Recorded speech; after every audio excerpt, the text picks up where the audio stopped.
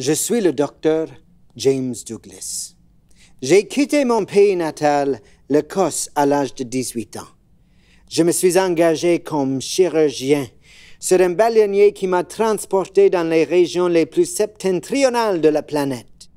Avant de m'installer en Amérique du Nord, j'ai participé à une tentative d'établir une nouvelle colonie britannique tout près de Honduras et de Nicaragua. La colonie portait le nom grandiose de Royaume de Poyais.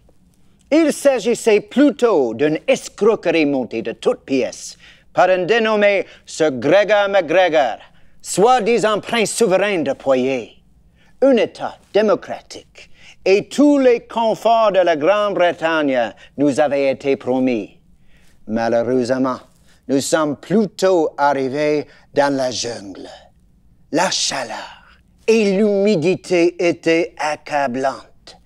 Il était impossible de se procurer de l'eau, de la nourriture, un abri. Et MacGregor s'était enfui avec l'argent des investisseurs. Alors, j'ai engagé quelques locaux, des Caribes, pour me construire une hutte. Ils ont creusé des trous pour les poutres, installé des murs faits de canne à sucre et ont couvert le tout de feuilles de palmier. En échange de la nourriture, je leur faisais des saignements, un traitement qui semblait apprécié. Ils nous échangeaient également de la nourriture pour du rhum, de la poudre et des munitions. Après quelque temps, une fièvre biliaire émettante s'est emparée des habitants du campement. J'avais rien pour traiter cela, à part mes lancettes et une fiole de tartare émétique. J'ai saigné mes patients par centaines, mais leur situation semblait s'empirer.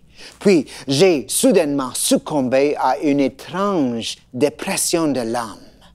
Je suis retourné à ma cabane. Je me suis fait des saignements. Je me sentais faible. J'étais incapable de sortir de mon lit. Je suis devenu mince comme un poteau de flagellation. J'ai un souvenir flou de m'être fait transporter sur un hamac vers la plage, d'être couché sur le pont d'un navire. Et je me rappelle d'un homme qui priait auprès de moi et qui a offert de m'envoyer à Boston. Voilà comment je suis arrivé aux États-Unis. J'y ai enseigné la médecine pendant quelques années, ce qui m'obligeait à fréquenter des cimetières avec mes étudiants afin d'y soustraire des corps pour les leçons d'anatomie. Morbide, certes, mais aussi illégal. Alors tout cela devait se faire dans la plus grande discrétion. Hélas, les autorités locales m'ont découvert et j'ai dû m'enfuir par cheval ici, au Bas-Canada, où j'ai pu reprendre mon travail d'enseignant et ma pratique médicale avant de fonder l'asile des aliénés de Beauport.